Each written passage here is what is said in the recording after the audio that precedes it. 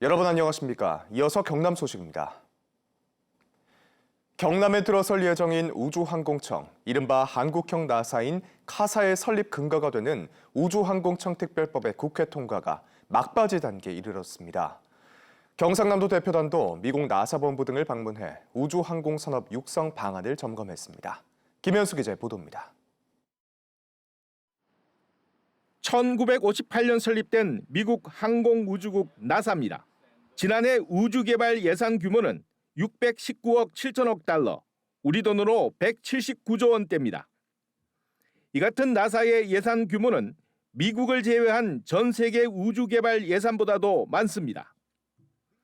나사의 인력은 17,000여 명, 전체 인력의 8%인 1,400여 명만 나사 본부에서 근무하고 있습니다. 우리나라 우주항공청이 모델로 삼고 있는 미국 나사는 이곳 워싱턴 DC의 본부를 비롯해서 전국 10여 곳의 센터가 흩어져 있으며 예산의 70% 이상을 과학 연구와 우주 탐사에 사용하고 있습니다. 경상남도 대표단은 나사의 심장부인 본부를 방문해 수도권이 아닌 지역인 경남에서 우주항공청이 설립되면 성공할 수 있는지 여부를 중점적으로 점검했습니다. 나사가 들어오고 나면 자연히 기업과 연구기관이나 인력이 모여든다. 그렇기 때문에 그 지역이 우주산업이나 이런 부분에서 활성화될 수밖에 없다. 나사 측은 한국의 우주항공청이 설립되면 국제 인턴십을 통해 우주항공청 인력 양성에 적극적인 도움을 주기로 약속했습니다. We also sometimes work agency to agency. So we look forward to developing and furthering a relationship with you all and hopefully collaborating in the future on projects. 경남 대표단은 또 나사는 본부를 제외한 11개 센터가 미국 각 지역에 분산됐지만 연구개발 기능은 본부에서 일괄 통제하고 있다며 우주항공청이 연구개발 업무까지 총괄하는 것이 바람직하다는 입장을 밝혔습니다. KBS 뉴스 김현수입니다. 마약류 의약품을 본인이나 가족 이름으로 자신에게 처방하는 의사들의 이른바 셀프 처방이 매년 반복되고 있습니다. 의사 본인뿐만 아니라 환자의 안전도 위협할 수 있는 만큼 대책 마련이 시급합니다. 이영광 기자의 보도입니다. 김해의 한 알코올 중독 치료 전문 병원입니다. 지난 6월 경찰은 이 병원을 압수수색했습니다. 병원 소속 40대 의사 A씨가 2년 6개월 동안 본인이나 가족 이름 등으로 마약류 의약품을 셀프 처방해 상습 투약했다는 제보 때문입니다. 처방 횟수는 400여 차례. A씨가 투약한 미다졸람은 내시경 검사나 수술 직전 주로 쓰이는 수면 마취제였습니다. 압수수색을 했거든요. 그 혐의를 밝히기 위해서 하는 거죠. 지금. 마약류 의약품 셀프 처방 문제는 이뿐만이 아닙니다.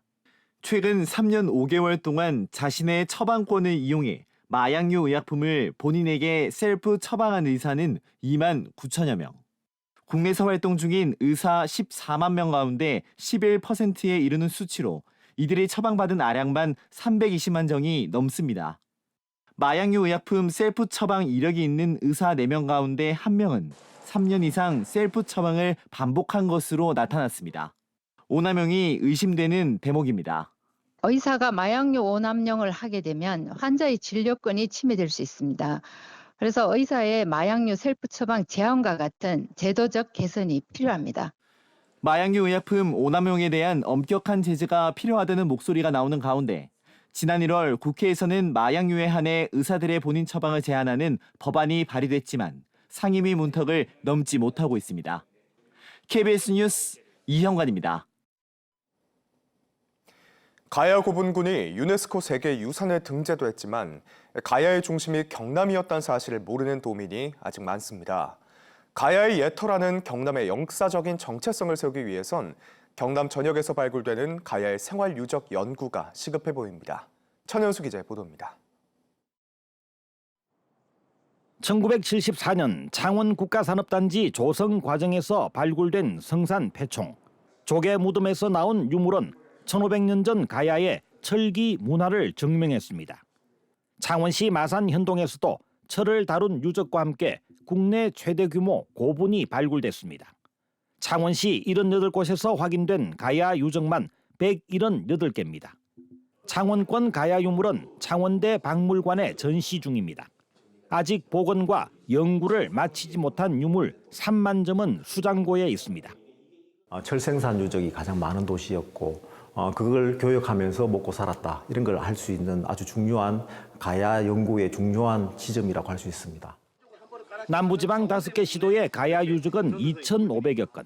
이 가운데 66%가 경남입니다. 함안, 창원, 진주, 김해가 각각 160건을 넘는 등 경남 전 시군에서 나오고 있습니다. 경남이 가야 제국의 중심지였음을 입증하는 유적과 유물이 이렇게 속속 발굴되고 있지만 이 같은 사실은 경남도민들에게 제대로 알려지지 않고 있습니다. 유네스코 세계유산 등재 과정에서 가야 고분군에 관심과 투자가 집중되온 때문입니다. 지금부터 과제는 가야의 역사를 경남도민 속으로 끌어들이고 문화와 관광 자원으로 육성하는 것입니다. 관광객이 증가할 것이라는 기대감을 가지고 문화유산 자원을 활용한 프로그램을 개발해 관광객의 기대치에 대비해야 할 것입니다. 학계에서는 경남이 가야의 예터라는 향토 교과서를 제작하고 학교 교육에 반영해 잊혀진 철의 왕국 가야를 되살려야 한다는 의견을 내고 있습니다. KBS 뉴스 천현수입니다. 경남도민 10명 가운데 4명은 가야 고분군의 유네스코 세계유산 등재를 모르고 있는 것으로 나타났습니다. 경상남도가 최근 공개한 4차 정례 여론조사 결과를 보면 가야 고분군의 세계유산 등재를 안다는 응답이 53.8%, 모른다는 응답은 46.1%로 집계됐습니다. 연령별로는 29세 이하의 경우 세계유산 등재를 인지하지 못한다는 응답이 72.6%로 매우 높게 조사됐습니다. 오늘도 나가실 때 겉옷을 꼭 챙겨주시는 것이 좋겠습니다. 현재 기온 함안이 4도, 거창이 2도를 보이는 등 쌀쌀하게 출발하고 있는데요. 한낮에는 기온이 크게 올라 24도 안팎을 보이면서 내륙을 중심으로 아침과 낮의 기온차가 20도 이상으로 무척 크겠습니다. 한편 밤사이 기온이 크게 낮아지면서 출근길 시야가 좋지 못한데요. 차량 운행 시 가시거리 1km 미만의 짙은 안개를 유의하셔야겠습니다. 오늘 우리 지역의 하늘 맑게 드러나겠습니다. 다만 아침까지 내륙을 중심으로 5도 이하로 기온이 뚝 떨어지는 곳이 많은데요.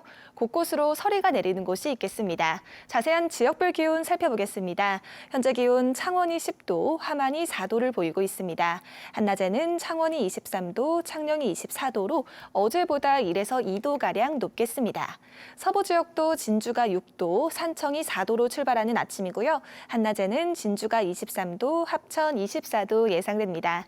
바다의 물결은 먼바다를 중심으로 최고 1.5m로 잔잔하게 일겠습니다. 우리 지역은 내일 밤부터 비가 시작돼 금요일 아침까지 이어지겠습니다. 날씨였습니다. 코로나19 무료 예방접종이 내일부터 경남 지정의료기관에서 진행됩니다. 이번 접종은 65세 이상 고령자와 64세 이하 면역 저하자, 취약시설 입원 종사자 등이 우선적으로 받을 수 있으며 12세 이상 일반 도민은 다음 달부터 접종이 시작됩니다. 경상남도는 코로나19와 독감 백신을 함께 맞을 것을 권고했습니다.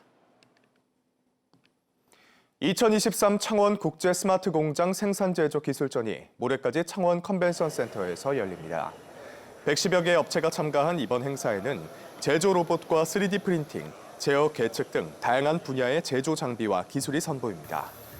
또 관련 분야 전문가들과 산업계 인사들 간 교류의 장이 마련되고 말레이시아 등에서 초청된 해외 구매자 100여 명을 대상으로 수출 상담회와 산업 시찰도 진행됩니다. 국회 국방위원회 한기호 위원장과 위원들이 어제 사천의 한국항공우주산업 카이를 방문했습니다.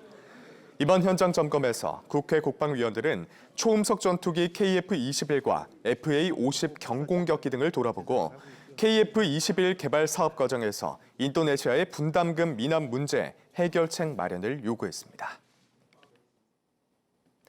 최근 노동자 2명이 숨진 김해 오수관 사고와 관련해 창원시가 오수관 종류와 관경, 맨홀 깊이 등 자료를 도급업체에 제공했다고 밝혔습니다.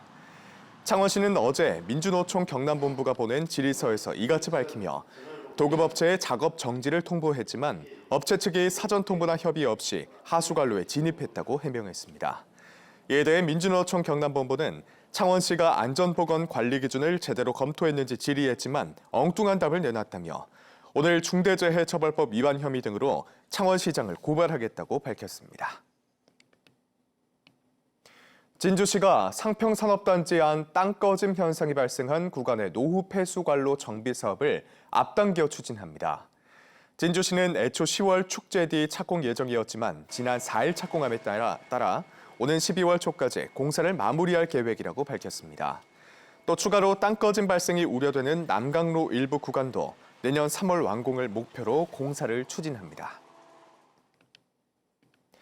다음 달부터 창원시 상하수도 요금이 동시에 오릅니다. 창원시 요금 인상률은 상수도 12%, 하수도 13%입니다. 이에 따라 한 달 20톤을 쓰는 4인 가구 기준 상수도 요금은 13,000원에서 15,200원으로 상승합니다. 뉴스를 마칩니다. 시청해주신 여러분 고맙습니다.